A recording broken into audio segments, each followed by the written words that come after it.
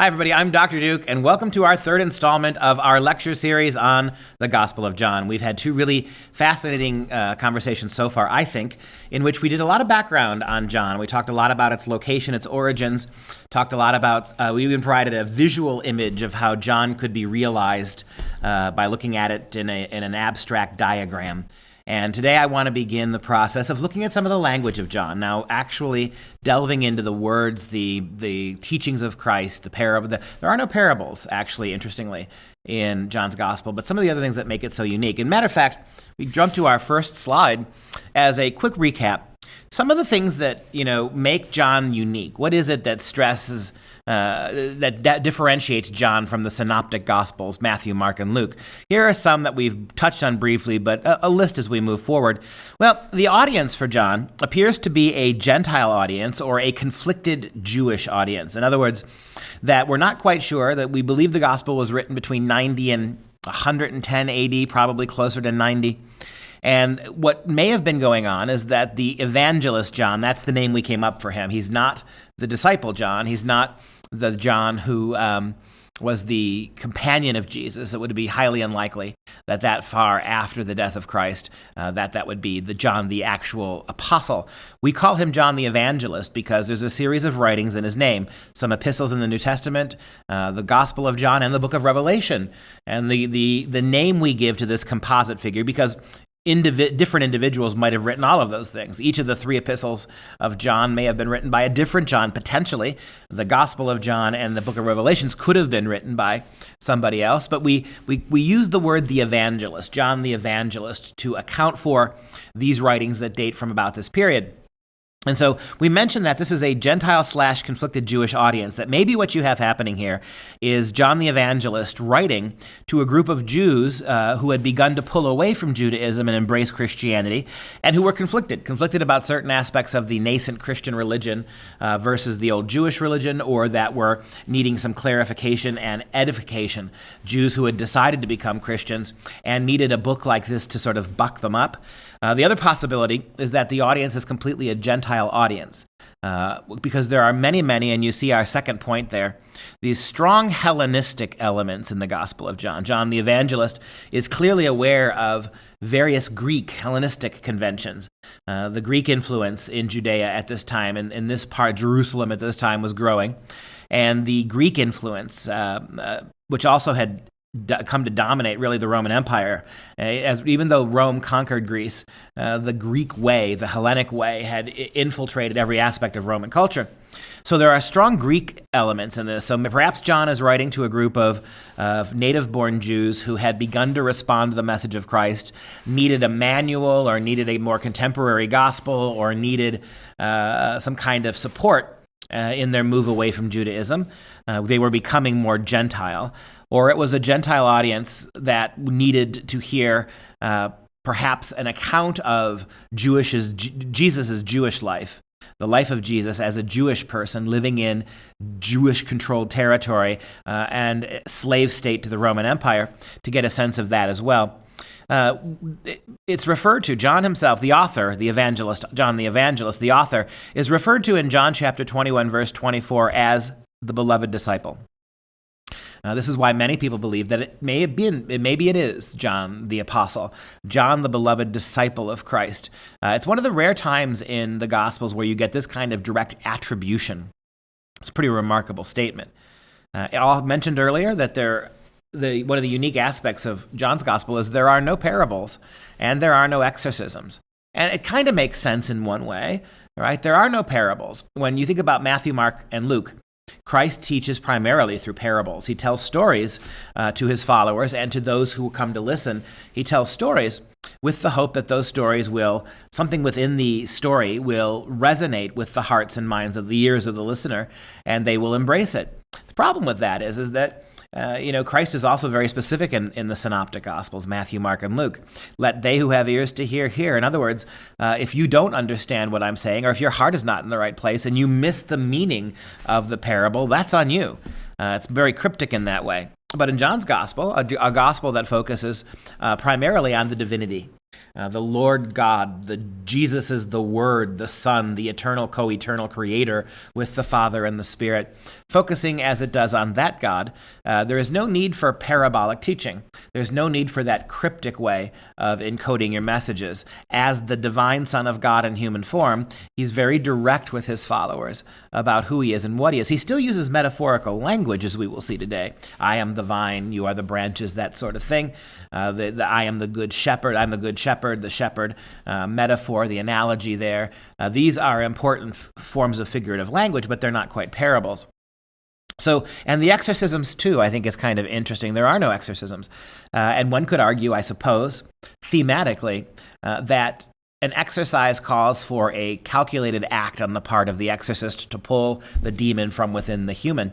And the implication in John's gospel might indeed be that as the Son of God beaming through that physical flesh, that no demonic presence can abide to be anywhere near it, that whatever demonic thing Jesus comes within range of just runs away or abandons its host. That would kind of fit, right, if Jesus' divinity is the emphasis of this gospel. And then, of course, we have some unique stories, things that appear only in John that are really dear to Christian audiences. The wedding feast at Cana is the very first miracle. We'll look at it in a moment. The woman at the well, the Samaritan woman who Jesus encounters at the well, Jesus and the raising of Lazarus. Arguably, no miracle, no act of Jesus's outside of his own birth and resurrection has the resonance of the raising of Lazarus. And so we're talking about why that miracle is so particular and so beloved and so necessary for our faith as Christians. And it's interesting that it appears only in the Gospel of John. Also, we have a situation where the Pharisees seem divided. In the synoptic Gospels of Matthew, Mark, and Luke, more or less, the Pharisees are enemies. These are Jewish leaders, not necessarily Jews broadly, or there's a lot of debate in John's gospel. Some people argue that John's gospel is ironically the most anti-Semitic, that John's gospel seems to take the hardest tack against the Jewish people, but that doesn't, when you read the gospel, that doesn't hold. The word Jews is used broadly, which would again give us a sense that what he's doing is he's writing to a conflicted Jewish audience or a Gentile audience.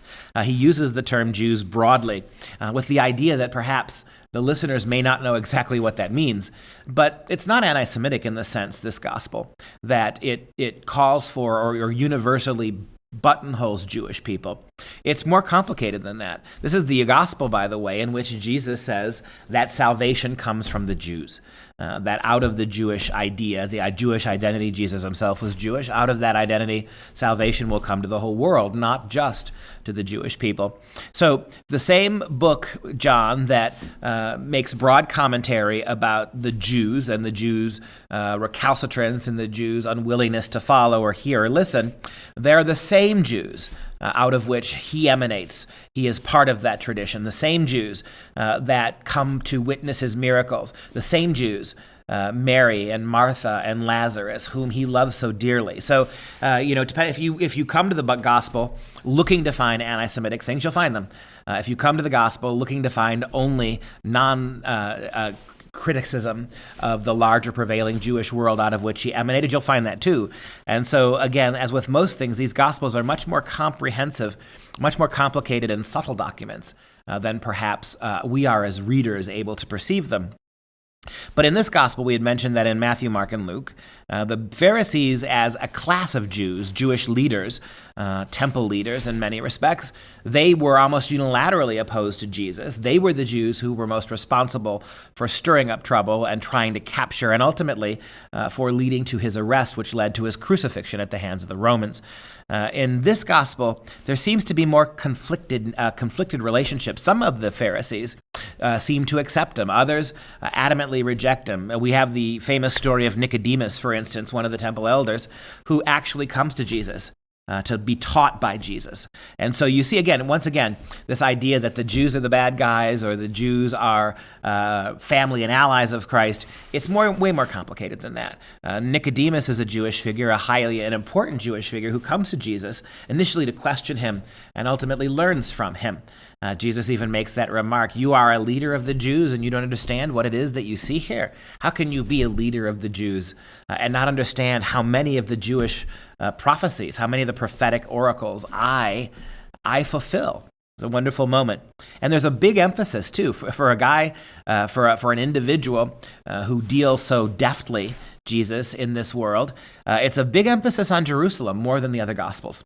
The other Gospels are in many ways suburban-oriented. Jesus bustling around the greater Middle East and doing and performing and teaching and healing in a broader context. But in this Gospel, the real focus becomes Jerusalem. That is also telling, in the sense that Jerusalem would be the most recognizably Jewish place. Jewish Jerusalem, even Gentiles in the area would recognize the significance of Jerusalem in the narrative of Jesus' background. And so maybe the emphasis for John shifts a little bit to Jerusalem as a way of making those points to a decidedly distant audience. Again, we're talking 60 years, a minimum of 60 years after the death of Christ. This gospel seems to have been written. So there's a lot of gap there to be filled. You already had the gospels, the prevailing gospels of Matthew, Mark, and Luke. So John is, and one of the things I always like to frame this, how do we deal with the fact that the gospels present different pictures of Jesus? Well, it makes sense to me. I mean, I would be much more skeptical of the gospels if they all said exactly the same thing, exactly the same way. If they were more or less four carbon copies of each other, Matthew, Mark, Luke, and John all had roughly the same chronology, the same narrative, the same language, the parables and the healings and the miracles all came in the same order, that would make me more suspicious than what we have here. What we have here is the work of human hands, the divine truth of the life of Christ as mediated through human experience. That's Christ. That's who Christ is, right? Christ is the divine. He's God, mediated through the human, so that human audiences can understand him and relate to him and try to comprehend him.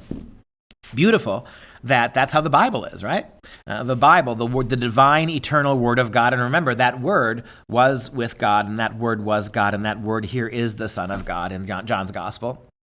From the beginning, the divine Word of God had to be heard and mediated. And so it was mediated through the human authors of the Bible. So you're getting the Word of God directly from the mouth of God, but filtered through the human agent who converts that word into the human languages that we speak and understand, in this case, Hebrew or Aramaic. And then they're translated again when we put them into English. What I think of when I think of the four Gospels is, imagine a person like me, and if you took pictures of me, 4 pictures of me, from different angles, a profile, a side view, a picture from above, and a picture from below, I would look very different. I would be recognizably me, but I would be different attitudes, different suggestivity would come from the different angles of the camera. Each angle would reveal something different or something nuanced and unseen before by the other views. It gives you a different perspective. And that's what I think is going on with the 4 Gospels that we have, the canonical Gospels. They give us 4 snapshots of Jesus, in which all of them we see the same Jesus. We see attributes and elements and hints and obvious characteristics of who Christ Jesus is. But they're shaded, right, in the same way that the distance, the camera angle, right, gives you a slightly different perspective from different attitudes and poses. That's what we get here. And this one particularly moves me, the Gospel of John, because it's the one that not just provides a different camera angle, if you will, on who Jesus Christ is, but you could almost argue that the camera is almost like an X-ray in the hands of John the Evangelist, almost like an X-ray that gives us a picture, but it gives us a picture of the God inside the man. It shows us something perhaps more deeply sublimated in the first 3 Gospels that is now completely on display here, and that is how God works and functions and inhabits human attitudes, clothing, human flesh, blood, human realities. So it's a beautiful idea, I think. And so we have the Pharisees divided, Nicodemus, an emphasis on Jerusalem. And finally, keeping in line with that, the death of Christ is unique in the Gospel of John. The death of Christ is, it's really special the way John does it, in the sense that in the first 3 Gospels, Matthew, Mark, and Luke, you have a sense that Jesus is submitting, Jesus is worried, Jesus feels abandoned. Jesus feels abandoned. Jesus feels somehow, my Lord, my God, why have you forsaken me? There's a sense of despair. There's a sense of not doubt so much as the pressure of having literally the weight of the world on his actions. In this gospel, however, the Gospel of John, and we'll look at this in more detail in our final lecture next week, but in this gospel, the words of Christ on the cross are definitive, aren't they? It is finished. Consummatum est in the Latin. It is finished. The idea, this is not the God who calls upon the Father, why have you forsaken me? This is not the God, right, that feels the burden of his suffering. This is the God who seems to be completely authoritative and in control. His final words on the cross, it is finished, is more of the artist signing his canvas than it is any sense of resignation or depression or insecurity or loneliness. And so in that way, too, the divinity of Christ is brought forth. He seems to not suffer his death so much as allow and orchestrate. It doesn't mean that the suffering isn't there, but the suffering isn't the penultimate act or the final act in this case. The suffering seems to be transfused with a much greater sense of his control and purpose. We mentioned that uniquely in the Gospel of John. The wedding feast at Cana is the first miracle, and this is a beautiful testament, I think, to the things that we've been trying to say about John, where the other Gospels will lead with the miraculous in the sense of healing exorcisms or even the temptation of Christ in the wilderness, where after his baptism, Jesus is swept into the wilderness by Satan and has this sort of epic, titanic theological battle with evil. In John's Gospel, it happens in a very mute, beautiful way. And the story, as we all know, goes, and the third day, there was a marriage in Cana of Galilee, and the mother of Jesus was there. And both Jesus was called and his disciples to the marriage. And when they wanted wine, the mother of Jesus saith unto them, quote, they have no wine, she says to Jesus. Jesus said unto her, Woman, what have I to do with thee? Mine hour is not yet come. And his mother saith unto the servants, Whatsoever he saith unto you, do it. And what's remarkable about this to me is, first of all, she's not named. The mother of God is not named. The other Gospels give us a much greater Mariology. They give us a much greater sense of who the mother of God is, the human vessel through which the divine enters this world. And let's talk about that for a moment. In the beginning here, the book of Genesis that's rewritten at the beginning of the Gospel of John about how the Word entered the world and the darkness knew not the light. And this is an interesting argument because in this gospel, she's the mother of Jesus, but she's not named, and we don't get really any history on her, any early history on her. There is no nativity scene here. And so the human vessel through which God entered the world is not diminished so much as recedes into the background a little bit. This very human interaction is a powerful one. So Jesus is at a marriage feast. He and his disciples have been called.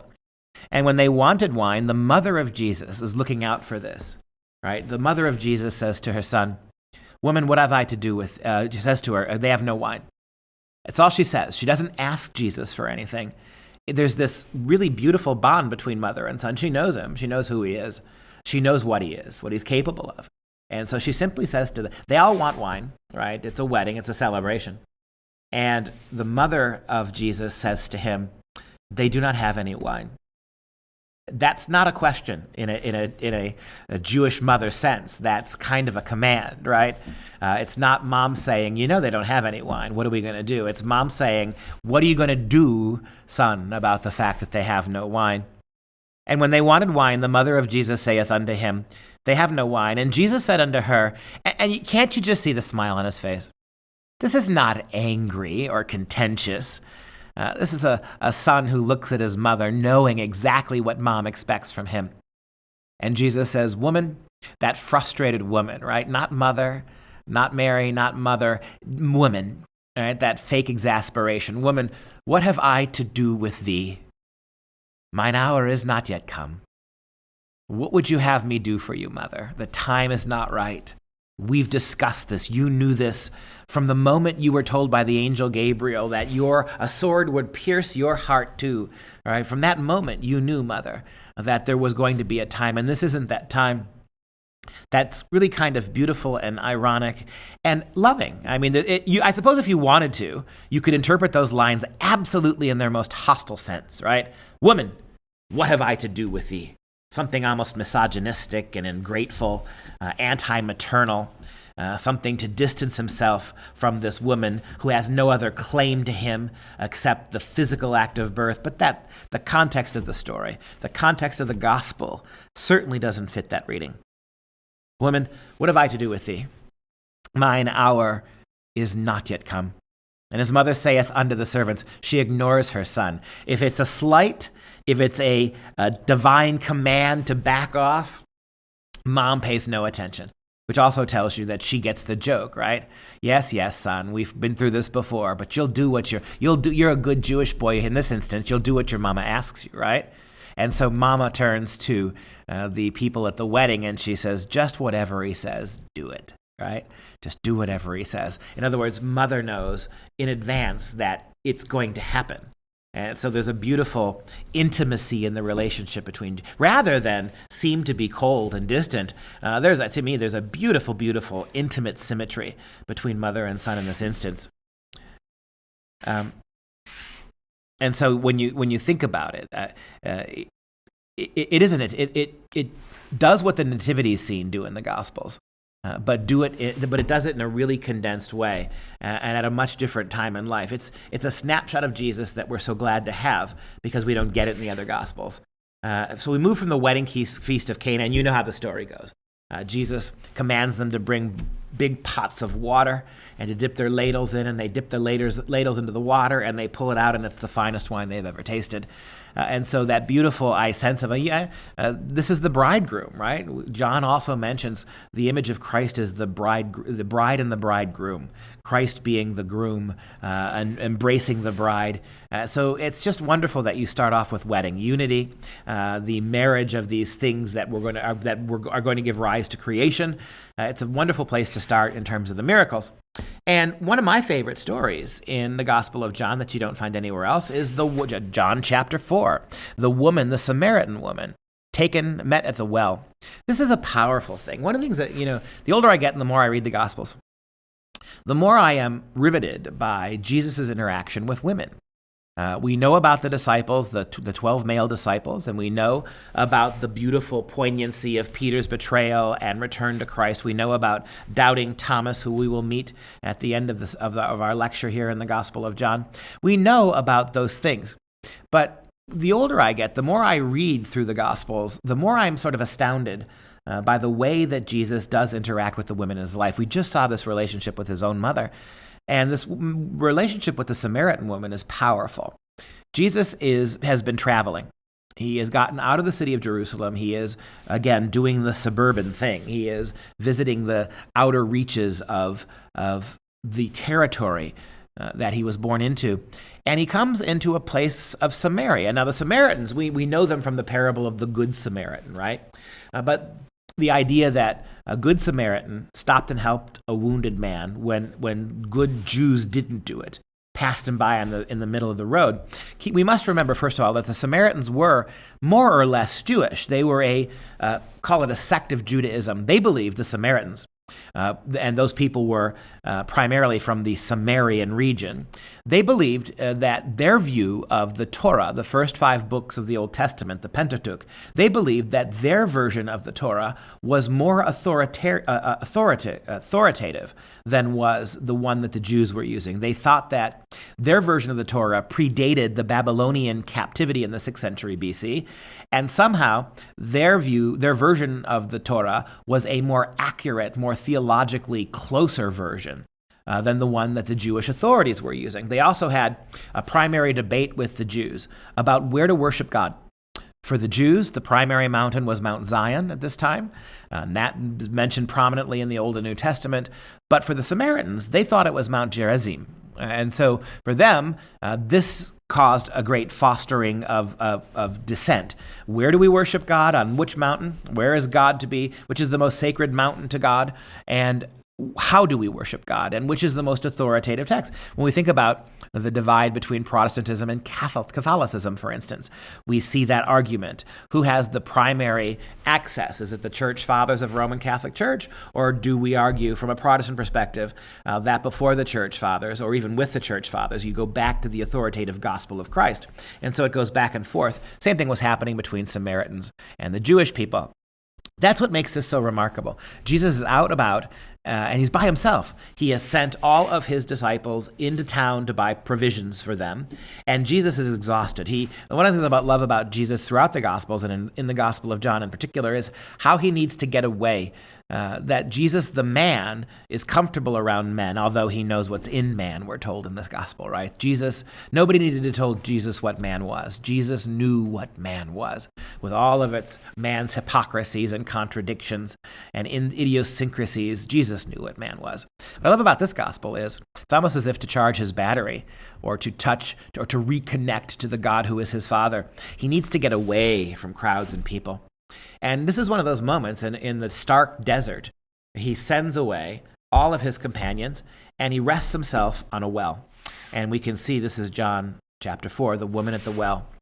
Then cometh he to a city of Samaria, which is called Sychar, near to the parcel of ground that Jacob gave to his son Joseph. So all those Old Testament resonances we saw with Moses in the first couple segments, we see now here with other Old Testament patriarchs. And you must remember too, that the word Samaritan, it comes from a Hebrew word that means keeper or guardian or possessor of, keeper, guardian of in this particular instance, the Pentateuch, the Torah. So the very name Samaritan suggests one who keeps closely or guards or protects the true Torah.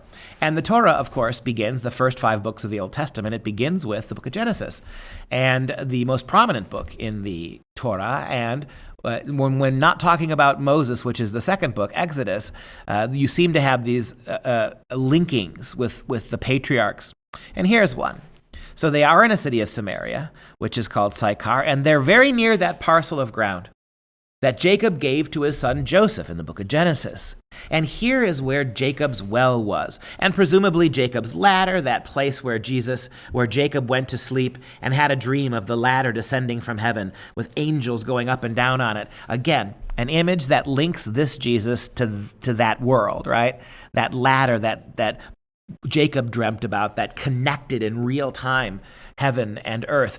And you could look at Jesus, the human body of the Christ, as that ladder. It's that ladder that, in the words of C.S. Lewis, pulls heaven down upon us and gives us access to the divine here on earth. It's that link between God's world and ours that that the ladder fulfilled for the patriarch.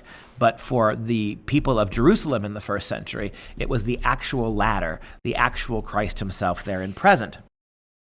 Jesus, therefore, being weary with his journey, sat thus on the well, and it was about the 6th hour. So it's hot, it's the middle of the day. And there cometh a woman of Samaria to draw water. So what a remarkable tableau. You have an exhausted, tired, thirsty Jesus out in the wilderness, right? It's the same as a parallel to those Christ in the wilderness stories where he had fasted for 40 days, was exhausted when he was confronted by Satan. Here you are at a desert place. Jesus is reclining on a stone well, and this woman, a soul woman, comes up to him, the woman of Samaria, to draw her water. And Jesus says unto her, "Give me to drink." It's a remarkable statement, the frankness of this. No polite niceties, no qualifications. The realness of a creator and creature here is what moves me. Jesus said unto her, "Give me to drink." And then you get the parenthetical from the author. For his disciples were gone away into the city to buy meat. Then saith the woman of Samaria unto him, How is it that thou, being a Jew, askest drink of me, which am a woman of Samaria? For the Jews have no dealings with the Samaritans. Right? One of those petty heresies. You share the Torah. You share the Torah. Just like for Christians, you share the Bible, Old Testament and New. And for how many centuries has there been strife and contention between how you interpret those scriptures? And it's the same thing here between the Samaritans and the Jews. And the woman says, it's kind of a dig at him, isn't it? How is it that you, being a Jew, I know how you Jews are, how you treat us. We don't get along. We don't share the same worldview. How is it that thou, being a Jew, askest drink of me, which am a woman of Samaria? For you Jews, you have no dealings with the Samaritans. Jesus answered and said unto her, If thou knewest the gift of God, and who it is that saith to thee, Give me to drink, thou wouldst have asked of him, and he would have given thee living water. And what I love about this is Jesus' response goes above the political, the ethnic, the national, the racial, and the religious. Those ethnocentric differences that divide people. Remember, this is the light of the world who's come out of the Jewish tradition, who recognizes that salvation itself will come to the world from the Jewish people. Nevertheless, his light and his mission is bigger now than merely to be the Messiah of the Jews. He has come to bring the good news to everybody. And so notice how he skips over the politics of this. Can you imagine the way Jesus handles this on a modern university today? All the charges of ethnocentrism, all these charges, all of this lack of understanding, and Jesus cuts through it all with a knife. He says, no, you've got it wrong. This is not about Jews and Samaritans. You've got it wrong. It's not about turf battles or mountaintops or where the right place is. Jesus answered and said unto her, If you knew the gift of God, if you knew. And knowing here is a big verb in the Gospel of John. One of the ways we suspect Hellenism at work, or at least a Hellenistic approach, this Greek approach, the idea of the word, the logos here, the knowledge that comes from it. Jesus says, if you knew the gift of God, and if you knew who it was that says to thee, Give me to drink, thou wouldst have asked him, and he would have given thee living water. If you knew what I was asking you for in a simple drink of water, you would have had the wherewithal to come back to me and give me a human drink of water in exchange for this gift of living water that I have. It's remarkable. The way he talks to these women, there's no sense that he treats them any differently. There is no gender divide here in the mind of Christ between them and the male disciples. They have different spheres in which they operate. But there is something really remarkably tender and, for lack of a better word, masculine in the asexual sense about the way Jesus confronts both men and women in this play, in this gospel.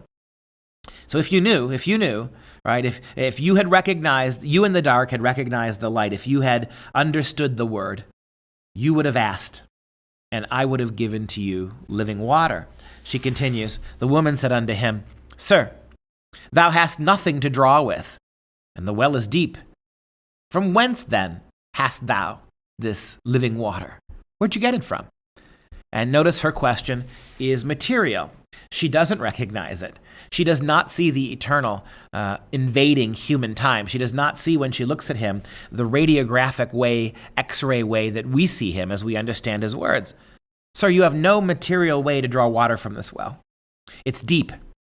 Whence dost thou have this living water? Where does it come from? And then she asks him an Old Testament question. Art thou greater than our father Jacob, which gave us this well, and drank thereof himself, and his children and his cattle? Are you greater than Jacob? And so this constant, right? Why was Moses mentioned early on? Why was Moses right before Jesus says, right, that for the Lord so loved the world, he gave his only begotten son. Why? Was we saw last week. Why? Right before that pivotal passage, which you could argue is the absolute crux of all four Gospels, that if you only had to know one, you're only allowed to know one verse from the four Gospels, only have everything else destroyed from record. That one verse would be enough to get a sense of the sacrifice of Christ. For God so loved the world that he gave his only begotten son. And right away before that, though, you have that comparison to Moses, the prophet of the Old Testament. Here you have the challenge of Jacob. And his response is powerful. Jesus answered and said unto her, Whosoever drinketh of this water shall thirst again. This water will satisfy you, but it will satisfy you, the water from the well, but it will satisfy you only until it's time to be thirsty again. It is a temporary fix, as was in this context the entire patriarchal tradition of the Old Testament. The patriarchs, they were a temporary fix. But whosoever drinketh of the water that I shall give him, he shall never thirst. But the water that I shall give him shall be in him a well of water springing up into everlasting life. And then you have the beautiful connotations here of an endless well, a font, if you will, a baptism, that the water that Christ gives will turn into a well in him, and not just a drink of water. The old adage, right, that it's better to teach a man to fish than it is to give him a fish. It's better to provide a well in every human soul than it is to take a drink from them. It's better to in giving and making this overture towards Christ, because that's what Christ was basically saying to her. Are you going to be a good Samaritan or not? Are you going to do this small kindness? Are you going to approach me so that I can then bless you and with a well of living water that will bubble up into everlasting life? The woman said unto him, Sir, give me this water, that I thirst not, and neither that I have to come here to draw. Well, that would be a great thing, because I wouldn't have to haul heavy water buckets back to town. I would be able to come to the well no more. I would have water when I need it, right? And so he goes on to say to her, Jesus says, Go call thy husband and come hither. And the woman answered and said, I have no husband. Jesus said unto her, Thou hast well said, I have no husband. For thou hast had 5 husbands, and he whom thou now hast, you are not married to him. In that you surely speak the truth. So Jesus basically calls her out for her lifestyle. And the woman says unto him, Sir, I perceive now that thou art a prophet. Our fathers worshipped in this mountain, and you say that in Jerusalem, you Jews, that you say in Jerusalem is the place where men ought to worship. And here's the message, right? That every aspect of this conversation so far has pointed to, and now Jesus just says it. Jesus saith, Woman, believe me. And that's the same word he used to refer to his mother, right? Woman, believe me. The hour cometh when ye shall neither in this mountain nor yet at Jerusalem worship the Father. You worship, you know not what. We worship. We know what we worship, for salvation is from the Jews. And this is really a remarkably powerful statement again. And it troubles me a little bit that people, when you use words like Judeo-Christian, people freak out. When you talk about the Judeo-Christian heritage of the Gospels, people have this weird assumption that Jesus was walking through Galilee with a copy of the New Testament in his pocket, like the whole thing had been written. When Jesus was navigating this human life, there was no New Testament. The only testament that existed was the old one. And Jesus was continually citing it and reaffirming it and challenging it and arguing how he would supersede it without erasing it. And so it just seems, as in the case of Jesus with the woman at the well, it's not that Jerusalem, the Old Testament now is invalid, or that Judaism immediately goes from being Jews go from being the chosen people of God to becoming anathema now. That's not what Jesus is saying. As a matter of fact, Jesus is very specific to the Samaritan woman, a woman who was not considered to be Jewish. Jesus said, you don't know what you worship, he says to the Samaritan woman. In other words, your heart's in the right place, but your worship isn't. We Jews, Jesus said, we know what we worship. But nevertheless, Jew or Gentile, Jew or Samaritan, the message I bring now supersedes both your mountain and our temple. It is a universal message, a message that does not seek to draw a shattering line between the old and the new, but to show how the new evolved out of the old. And what became the chosen people would now become the choosing of all people. Right? It's a beautiful story. And when he says to her, you worship, you know not what. We know what we worship, for salvation is of the Jews. All he's basically saying, it seems to me, is that I am Jewish. I was born into a Jewish family, 12 generations distant from King David himself, 12 more generations distant from Adam, the first man. So in that context, all the prophets, the 10 Commandments, all the miracles, the prototypes of Christ, if you will, that existed in the Old Testament, the fact that Elisha was swept up to heaven without having to die, all these things, the prophecies of Moses and Ezekiel and Jeremiah, these things, Christ said, out of which will come the salvation that will be broader than any one group. That is a powerful argument, and if you close it down, not only does Jesus point to that, but he stresses, quote, "But the hour cometh, and now is, when the true worshipers shall worship the Father in spirit and in truth." With the coming of Christ comes the Spirit. What enters in, that's why we titled this segment of our lecture, Spirit, right? Because what does God do? What does Christ do in his human manifestation when God made man? He can't bring man to man. Man is already what man is, but what God can bring in flesh is the Spirit concealed in the flesh. But the hour cometh, in fact, that hour is now, when true worshipers, be they Samaritan or Jew or Gentile or Greek, but the hour cometh and now is, when the true worship shall worship the Father in spirit and in truth. For the Father seeketh such to worship him. God is a spirit, and they that worship him must worship him in spirit and in truth. In other words, the human heart becomes the temple, becomes the mountain, becomes the scripture, becomes the law, becomes the prophets. The heart. The woman said unto him, I know that Messiah cometh, which is called Christ. When he is come, he will tell us all things. Jesus said unto her, I that speak unto thee am he. And you think about that for a second. This is a Samaritan woman. Technically, she is outside the realm of Orthodox Jewish salvation. And yet, Jesus has this isolated, remote conversation with her, as he does throughout all the Gospels, by the way. Jesus is constantly talking to non-Jews. The Roman centurion who needs his servant healed. Jesus is constantly interacting with those who are on the outside. In the same way the Old Testament, you think about the Old Testament, right? How often in the Old Testament is Jesus dealing with people like Ruth, for instance, who aren't necessarily Jewish, but who then get pulled into, because of their faith or fidelity or their loyalty to the Jewish people or their sacrifice on behalf of the Jews, get pulled into the narrative. Some of them, like Ruth, even become listed ancestors of Jesus himself.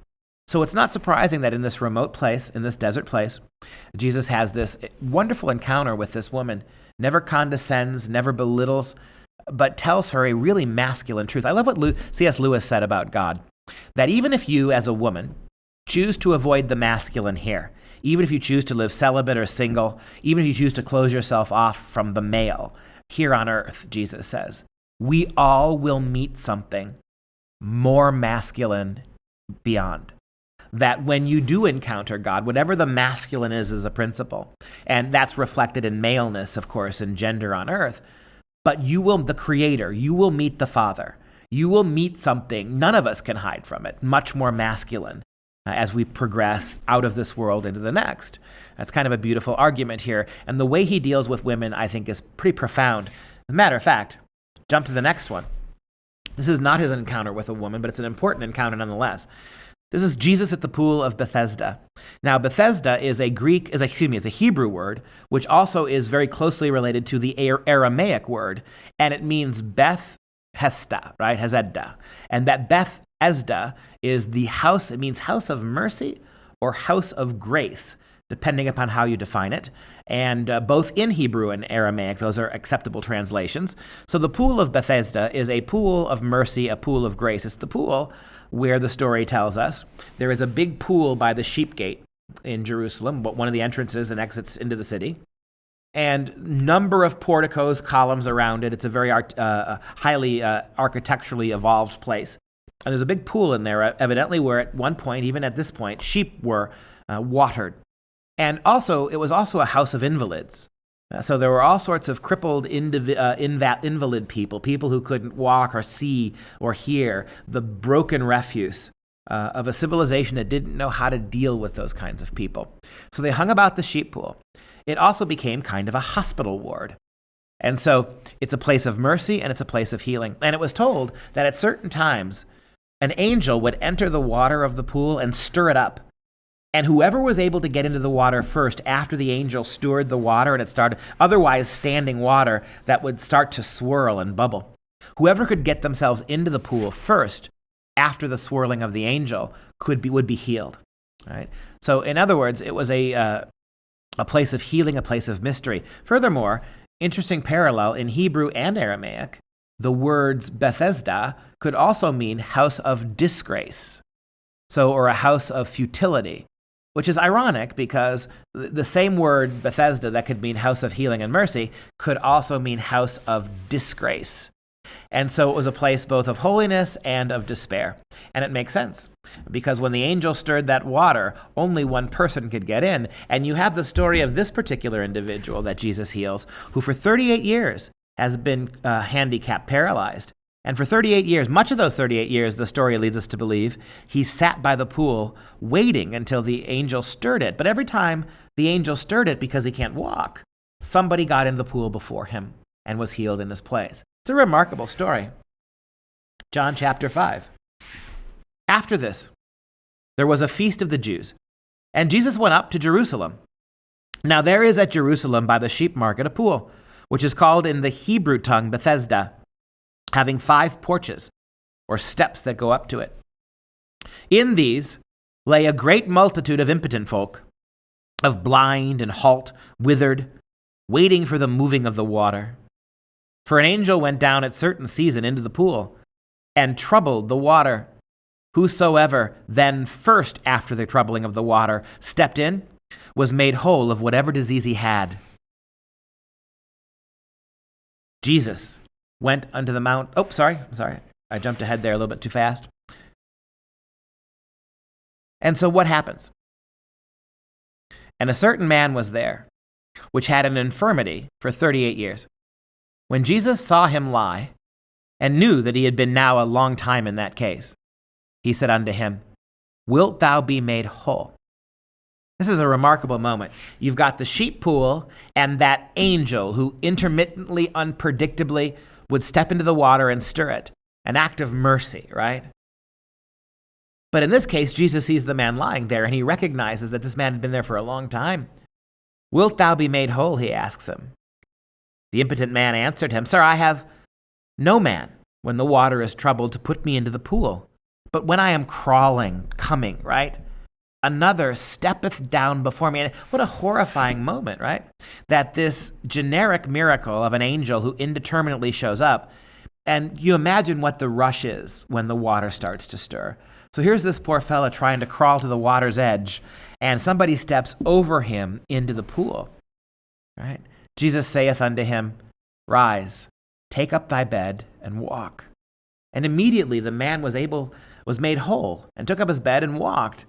And on the same day was the Sabbath. And you know from the story that the Jewish authorities who were watching this, rather than marvel at the miracle and fall to their knees in acknowledgement of what they've seen, they choose to become creatures of the word, the creatures of not the literal, not the spiritual, but the literal.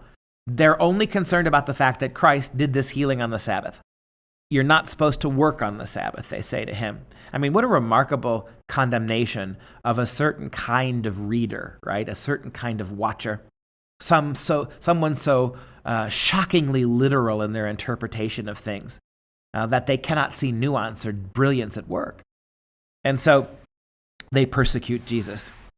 And I want to wind up today's segment with one of the most moving stories. This is the woman taken in adultery. It's the only gospel that this story appears, but it's beautiful and it's important.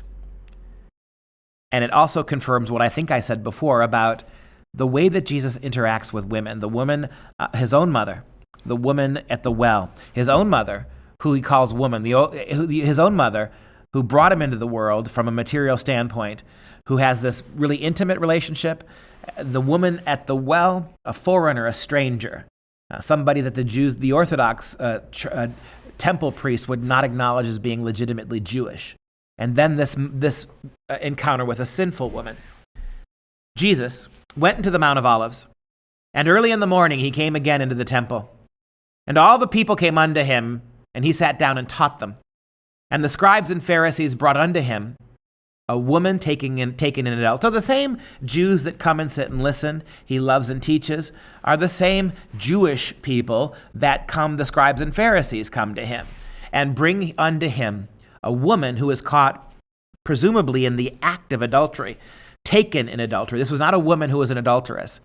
This is a woman who was plucked from in the middle of the act, we are led to believe.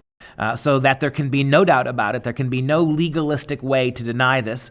It cannot be hearsay. It's a matter of actuality. They brought unto him a woman taken in adultery. And when they had set her in the midst, and you wonder, you've got to really imagine the scene here. Is she dressed? Is she fully clothed?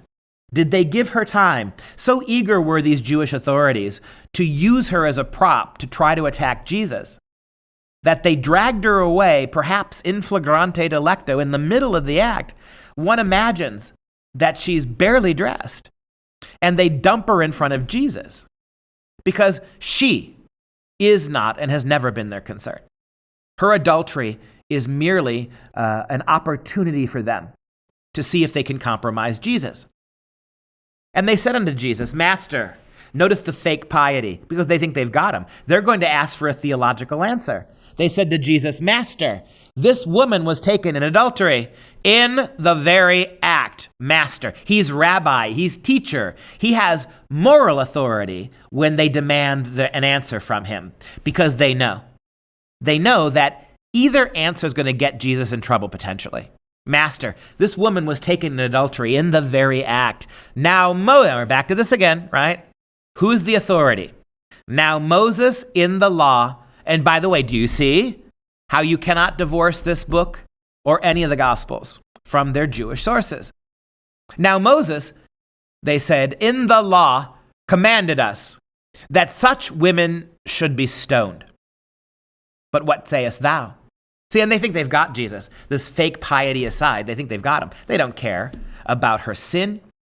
They use her sin as an opportunity to both test and attack him. Because if Jesus says, stone her, if Jesus says, you know what, Moses said that, Moses is the law, all those thousands of years ago, that's what Moses said, so therefore you must stone her dead now. At that point, Jesus has submitted his own authority to the authority of the law and to the authority of Moses. Who is the greater prophet? Who is the greater figure? Moses, the prophet of the Lord, or the Lord who sent him to begin with? But if Jesus turns around on the other hand and says, don't stone her, then they can hit him up for blasphemy, right? You have defied the law and the prophets. So they think they've got him. In one of these definitive moments, all throughout the Gospels you get this, where Jesus is put in seemingly intellectually untenable positions only to give the only perfect answer. They said unto him, Master, this woman was taken in the very act. Now Moses in the law said we should stone her. What do you say? What do you say? This they said, tempting him, that they might have reason to accuse him either way. But Jesus stooped down and with his finger wrote on the ground as though he heard them not. And this is the best part of the story. What's he doing down there? He gets down on his haunches. He takes his finger and starts drawing in the dust, right? He seems utterly lost in contemplation. Well, this is a riddle, isn't it, for Jesus? How do you answer this? And he's contemplating upon it. And they heard, and as if he heard them not. He's not talking to them. In the same way that they are not the least bit interested in the woman, he's not really the least bit interested in them either, these accusers. And we move to the next part of the story. So, after a while, how much uncomfortable silence is there? So when they continued asking him, he lifted up himself and said unto them, He that is without sin among you, let him cast the first stone at her. By all means, Jesus says, the law matters. And in another gospel, Jesus talks about how not one jot or tittle of the law will be superseded by his coming. That he does not come to supersede these things. He comes to fulfill them, he says. But this is powerful, right? Yes, absolutely. Righteous men who know such lust and sin in their own hearts, they might have the right under Moses to stone a sinful woman like this. But are you those men? And again he stoops down and wrote on the ground. And I love this because the only really argument that makes sense to me. What is he doing on the ground with his finger? They've seen this. They've seen Jesus in action. They've seen him know things. They've seen him perceive things. They've seen him anticipate things. And I think as they stand there listening to Jesus, and he's in a perfect position to start writing, that maybe it dawns on some of these Jewish authorities that he knows their sin.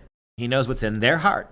He might even be able to list specific instances of illicit lusts should they throw their stones.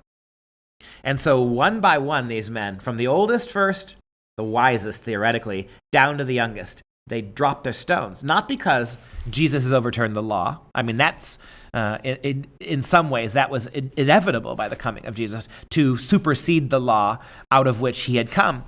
It's not that Jesus here denies Moses or argues that all Talmudic law or all the injunctions of the Torah, the Deuteronomical or the Levitical denunciations, all those things are no longer valid. He's not arguing that they're no longer valid. He's saying that it's not about the law, it's about you. Are your hearts such that you have the moral authority to cast those stones? And it's a beautiful moment when they drop them, right? And again he stooped down and wrote on the ground, and they, which heard it, being convicted by their own consciences, went out one by one, beginning at the eldest, even unto the last. And Jesus was left alone, and the woman standing in his midst. I love it. Again, Jesus finds himself alone with a woman. And, you think about this era of sexual harassment, what's going on with Harvey Weinstein or Bill O'Reilly and all of this. Endless. And the other side of that, too, the idea now that to ask a woman who cut her hair or to mention that her dress is that's harassment, too, now. You think about all of this. What always blows me away about Jesus is the absolute calm, rational, emotional, and the pathos of his engagement with these female characters. It was not common and not positive for men to be alone with women as much as Jesus seems to be in some of these stories. But there's never the hint of impropriety. Again, Jesus is an embodiment of masculinity. In a divine sense of that word, the creative masculinity that made the world. He's an embodiment of that, but so completely comfortable in his divinity that he can talk to these creatures. It's remarkable what he says. So there's Jesus standing face to face, alone, with this woman who may or may not even be dressed. A woman obviously fearing for her life, perhaps relieved that she wasn't stoned, but certainly embarrassed, humiliated. And Jesus stands before her. When Jesus had lifted himself up and saw none but the woman, he said unto her, there's that word again, woman. Woman, where are those thine accusers? Hath no man condemned thee? Where are they? And she said, no man, Lord. That's beautiful. The only words she says in the whole episode, no man, Lord. And Jesus said unto her, neither do I condemn thee, but go and sin no more. And this is remarkable. Jesus judges her, but he doesn't condemn her. He points out her sin. And this is where the other half of the story kicks in, because there is no glibly feminist ending to this story. Jesus doesn't give her a high five and say to her, hey girl, it's your body. Do with it what you will. You go. No, what Jesus does say to her is the exact aspect of this that academic feminism has completely cut out from the discourse. I don't condemn you either, Jesus says to her, but you cannot keep doing this. You have to change. You have to reject it. You have to put aside your lusts, just like the men had to put down their stones. You must move beyond this. I don't condemn you, because as Jesus says in this very gospel, right? I come not to condemn men, but to save them. And so I'm going to save you now. But there will be condemnation if you don't change. I mean, you want to talk about radical equitable treatment. You want to talk about radical equality. You want to talk about the most radical example of equity in the history of the universe. It is the way Jesus deals with everyone, male or female, old or young, sick or healthy, rich or poor. The same authority, the same leveled off love, compassion, but also toughness, decisiveness, and yes, indeed, judgment, right? To judge the world, not to condemn it, to save it, not to damn it. That's what Jesus came to do. And as Christians, ladies and gentlemen, we are called to this. When Jesus says in a previous gospel, Matthew, judge not lest you be judged, judging isn't really the best word for it in translation, but understand what he means, it seems to me. You must make moral distinctions. You must call out wickedness and sin, but it's not your job to condemn. That's my job. That's the Father. No, in his earthly form, Jesus says it's not even my job to condemn. That's the Father's job. And so you get this wonderful interaction here. And we're going to see, when we meet next time, we're going to see Jesus with a family. We're going to see Jesus with Mary and Martha and their dead brother Lazarus. And we'll see where we go from there. So we'll see you next time on the Gospel of John.